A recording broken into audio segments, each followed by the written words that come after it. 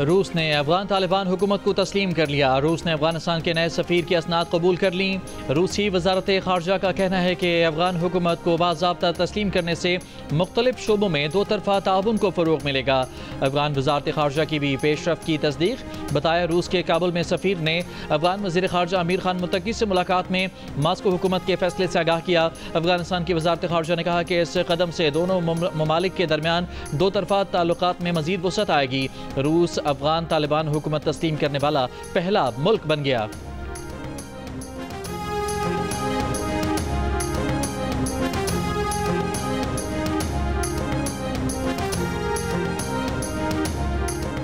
वज़ीर-ए-आज़म शहबाज शरीफ ECO सरबराही इजलास में शिरकत के लिए अज़रबैजान पहुँच गए। वज़ीर-ए-आज़म इक़्तिसादी ताउन तंजीम के सरबराही इजलास से खिताब भी करेंगे। तर्जुमान दफ्तर खारजा के मुताबिक इजलास का मौजू पायदार और मौसमियाती तौर पर मजबूत मुस्तक़बिल के लिए नया ECO विजन है।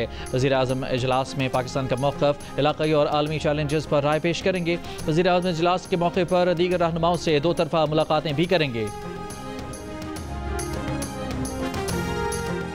महमूद खान अचरकज़ई ने कौमी हुकूमत के क़याम के लिए वज़ीर-ए-आज़म को मुज़ाकरात की पेशकश कर दी। कहा कौमी हुकूमत बनाने के लिए वो शहबाज शरीफ से मुज़ाकरात के लिए तैयार हैं। महमूद खान अचरकज़ई ने कहा कि ये एक दूसरे को गालियाँ देने का वक्त नहीं, इस वक्त मुत्तहिद होने की ज़रूरत है। गवर्नर खैबर पख्तूनख्वा फैसल करीम कुंडी ने KP असम्बली में तहरीक अदम एतमाद लाने का इशारा दे दिया। कहा खैबर पख्तूनख्वा असम्बली में अपोजिशन के पास 52 या 54 अरकान हो चुके हैं। जिस दिन हमारा एक बेरुकन ज़्यादा हुआ तो हमारा जमहूरी हक है कि अदम एतमाद लेकर आएँ। कहा PTI की डायलॉग हम पहले भी सुनते थे, जब अदम एतमाद कामयाब हुई वो सबके सामने था।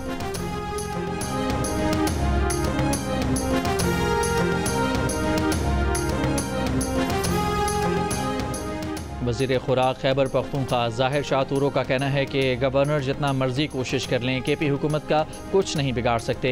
गवर्नर आइनी ओहदे का वक़ार पामाल कर रहे हैं। गवर्नर गैर जानिबदार नहीं बल्कि पार्टी एजेंडे पर चल रहे हैं। गवर्नर का किरदार खैबर पख्तूनख्वा में सियासी अदम इस्तेहकाम पैदा करने की साजिश का हिस्सा है। बाजोड़ की FIR थाना CTD में दर्ज। वाक़े पर CTD की रिपोर्ट तैयार। रिपोर्ट में कहा गया है कि धमाके की जगह से मोटरसाइकिल के पुर्जे, बारूदी मवाद और IED के टुकड़े भी मिले हैं। वाक़े में मुलविस 7 दहशतगर्दों की निशानदही हो गई है। गुज़िश्ता रोज़ बाजोड़ के मकाम फाटक मेला के करीब धमाके में असिस्टेंट कमिश्नर, तहसीलदार और पुलिस एहलकारों समेत 5 अफराद शहीद हुए थे। असिस्टेंट कमिश्नर टीम के हमरा तजावुज़ात के खिलाफ ऑपरेशन कर रहे थे। मुशीर इत्तलात खैबर पख्तूनख्वा बैरिस्टर सैफ का वफ्द के हमरा बाजोड़ का दौरा। खार अस्पताल में जख्मियों की आयादत की। शोहदा के लवाहिकीन और जख्मियों को हुकूमत की जानिब से पैकेज के तहत मुआवजा दिया गया। गवर्नर खैबर पख्तूनख्वा फैसल करीम कुंडी का लेडी रीडिंग अस्पताल का दौरा। बाजोड़ धमाके के जख्मियों की आयादत की।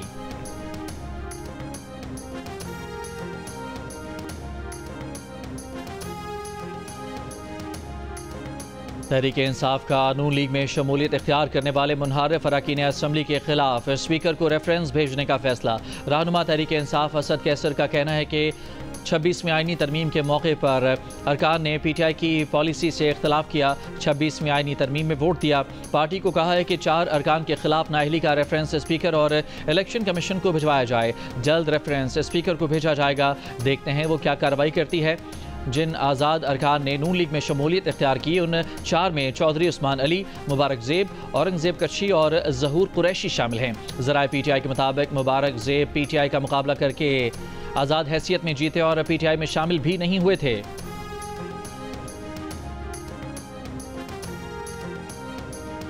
बानी PTI की बहन अलीमा खान का कहना है कि बानी PTI को तन्हाई में डालकर माइनस करने की कोशिश की जा रही है। बातचीत से मुतालिक बानी PTI का पैगाम क़यादत तक पहुँच गया होगा। बानी PTI ने कहा है कि इस हुकूमत को कबूल नहीं करना, चाहे वो सारी ज़िंदगी जेल में रहें।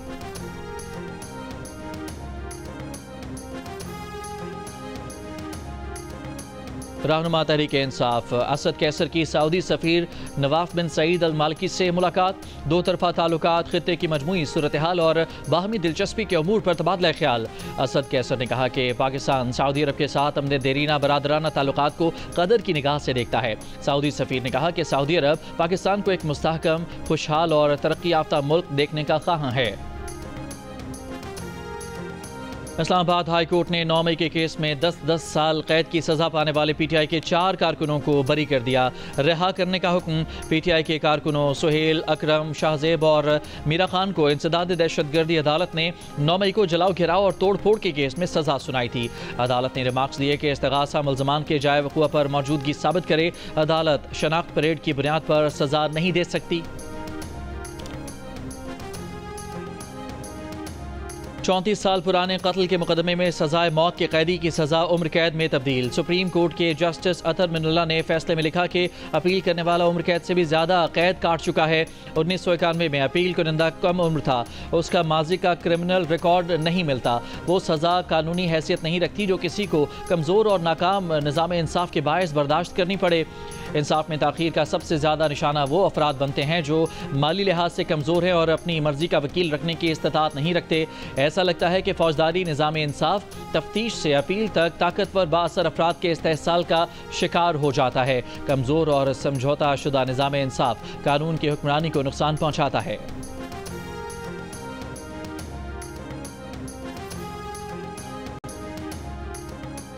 कौमी बचत स्कीमों के मुनाफे की शरह में कमी। पेंशनर बेनिफिट अकाउंट और बहबूद सेविंग अकाउंट का मुनाफा कम करके 13.2% कर दिया गया।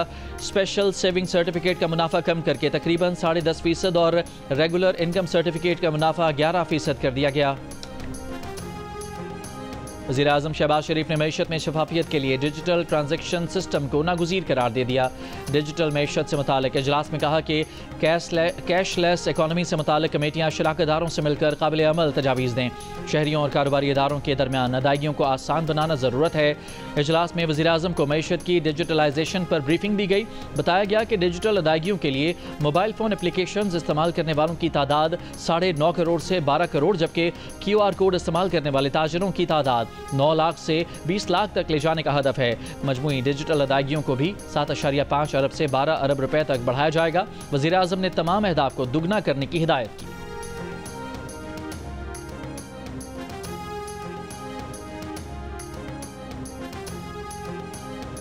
दुश्मन को मौसर जवाब देने पर पार्लिमानी और कौमी क़यादत का खिराज तहसीन नाकाबिल फरामोश है। सरबराह पाक फ़िज़ाइया air chief marshal Zaheer Ahmed Babar Sidhu का स्पीकर अयाज सादिक के नाम इज़हार तशक्कुर का ख़त। कहा, भारतीय जारहियत के खिलाफ कौमी यकजहती कायम करने के लिए स्पीकर का किरदार काबिल सताइश है।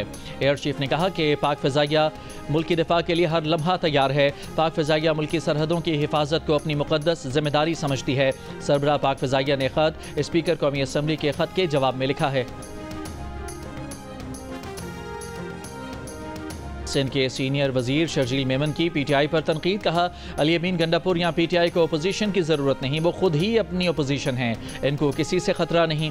बानी पीटीआई आज अपनी पार्टी की वजह से जेल में है। सब ने 1.5 इंच की मस्जिद बनाई हुई है।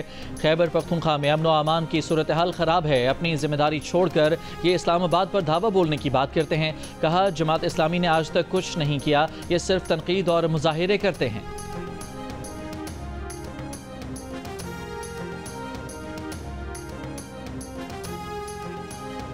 लाहौर के इलाके जौहर टाउन में शेर के हमले से 2 बच्चों समेत 3 अफराद जख्मी हो गए। पुलिस के मुताबिक फार्म हाउस में रखे शेर का जंगला खुला रह गया था।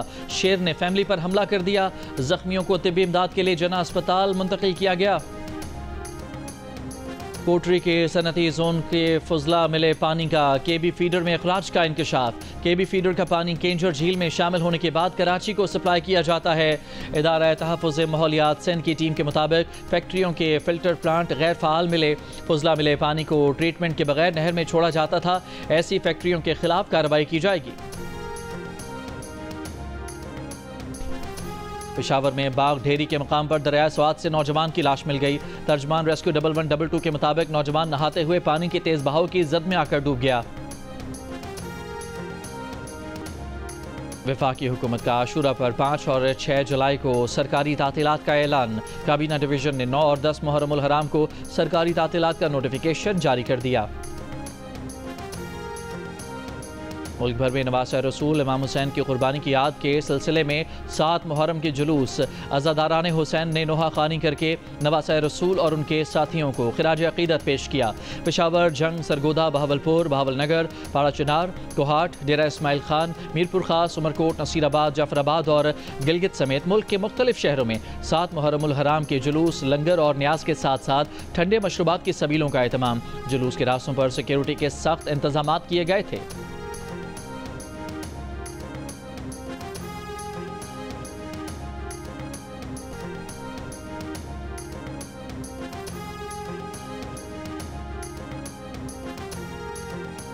छह से 10 जुलाई तक मुल्क भर में बारिश, आंधी और तूफान का इम्कान है। NDMA के मुताबिक बारिशों की गजा में इमदादी मराकज़ पर तैनात अमरीकी सिक्योरिटी कॉन्ट्रैक्टर्स ने अपने साथियों की जानिब से खुराक के लिए जमा फ़लस्तीनियों पर दानिस्ता हमले का पर्दाफाश कर दिया। 2 कॉन्ट्रैक्टर्स ने शनाख्त जाहिर न करने पर खबर एजेंसी को बताया कि वो इन वाक़यात पर परेशान होकर हक़ाइक़ सामने ला रहे हैं। 2 अमरीकी कॉन्ट्रैक्टर्स ने बताया कि सिक्योरिटी अमला गैर तरबियत याफ्ता और भारी असलहे से लैस था। भूख से निढाल फ़लस्तीनियों पर बराह रास्त गोलियाँ चलाई गईं। स्टन ग्रेनेड और मिर्च स्प्रे का इस्तेमाल भी किया गया। ये इक़दाम किसी वाज़ेह ख़तरे के बगैर किए गए। वीडियोज़ में कॉन्ट्रैक्टर्स को इसराइली टैंकों के ज़रिए ताकत का मुजाहरा करने की बात करते सुना गया।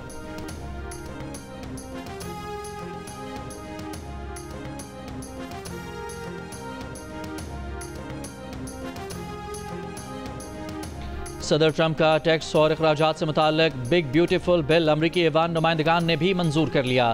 बिल दस्तखत के लिए सदर ट्रंप को भेजा जाएगा। इससे कबल ये बिल अमरीकी सेनेट में भी सिर्फ 1 वोट की बढ़तरी से पास हो चुका।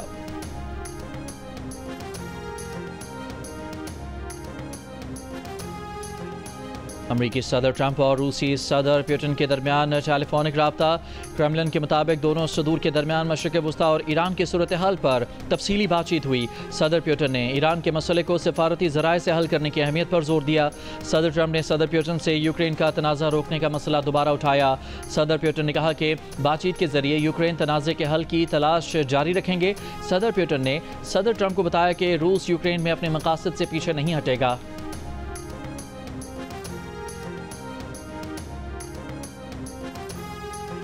पेंटागन ने कहा है कि अमरीकी हमलों से ईरान का एटमी प्रोग्राम साल 2 साल पीछे चला गया। तर्जुमान पेंटागन ने कहा कि अमरीकी हमलों से 3 ईरानी एटमी तंसीबात तबाह हुई। ईरानी वज़ीर ख़ारजा अब्बास अराग़ची का कहना है कि IAEA से ताउन ईरान की सुप्रीम नेशनल सिक्योरिटी काउंसिल के जरिए किया जाएगा। ईरान जौहरी अदम फैलाव के माहदे NPT पर कायम है, इस पर अमल करेंगे।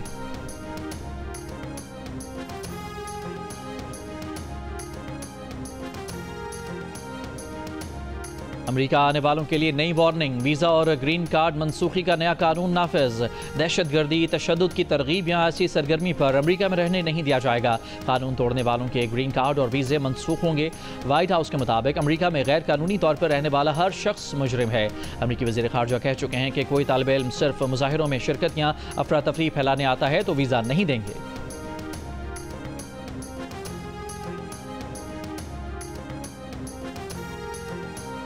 न्यूयॉर्क की मेयरशिप की दौड़ में शामिल डेमोक्रेटिक उम्मीदवार ज़ोहरान ममदानी का कहना है कि सदर ट्रंप इसलिए उन पर हमले कर रहे हैं क्योंकि वो मेहनतकश मिडिल क्लास के खिलाफ सदारती इक़दाम से तवज्जो हटाना चाहते हैं। वो इसका मुकाबला करेंगे। ज़ोहरान ममदानी ने कहा कि सदर ट्रंप उन्हें गिरफ्तार करने, मुल्क बदर करने और अमरीकी शहरियत ख़त्म करने की धमकी दे रहे हैं क्योंकि वो नहीं चाहते कि मैं काम करने वाले लोगों के हकूक़ की बात करूँ, उन लोगों की बात करूँ जिन्हें महंगाई के बायस न्यूयॉर्क छोड़ने पर मजबूर किया गया।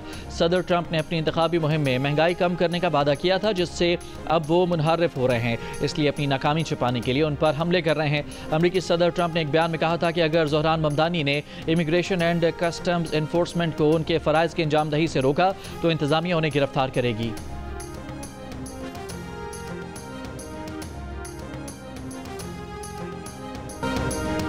सदर ट्रंप का टैक्स और अखराजात से मुताल्लिक बिग ब्यूटीफुल बिल अमरीकी ऐवान नुमाइंदगान ने भी मंजूर कर लिया।